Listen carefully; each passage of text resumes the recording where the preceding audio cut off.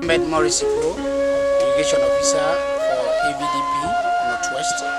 The 5 days we had a training of youth contractors. Who are youth contractors? These are members of IVS associations that we have profiled over the years that we work with AVDP, we work with through the support of IFA.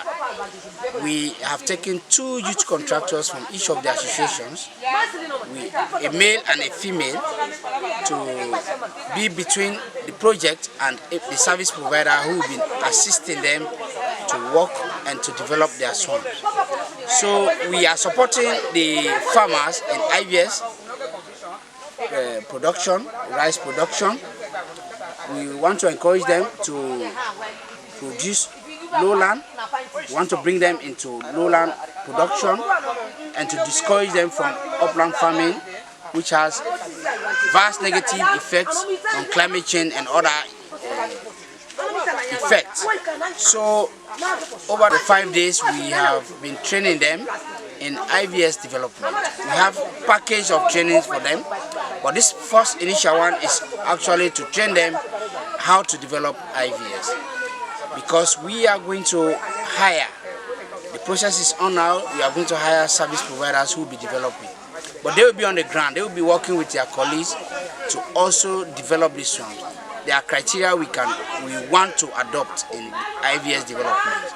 So they are here these 5 days. We have learned them how to develop IVS, and once we deploy the service providers into their communities, we're expecting them, they have knowledge now and they can also help the service provider to do proper work according to our mandate. So this is what we have been doing. So we brought together youths from Kwenadugu, Tonkolili, Falaba, Kwenadugu district, and also Kono.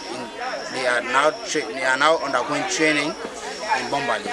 For us here in Northwest, we brought youths from Moyamba district, Cambia district, Karine district, and Podloko district. Basically, we are helping the rural poor, and that is our objective. That is our mission. Our value. We help the rural poor. So we select communities that are in dire need of support. So in those communities, we seek for members or groups that are working in the interest of IVS production. So we have profiled them since last year, January, and in each of the group we have 25 to 30 members in each of the group. Within this group, we have selected 2 of them. Well, looking at our educational background and also our poor education standard in the country, most of these youth in the communities, they don't even speak Creole, not to talk about education.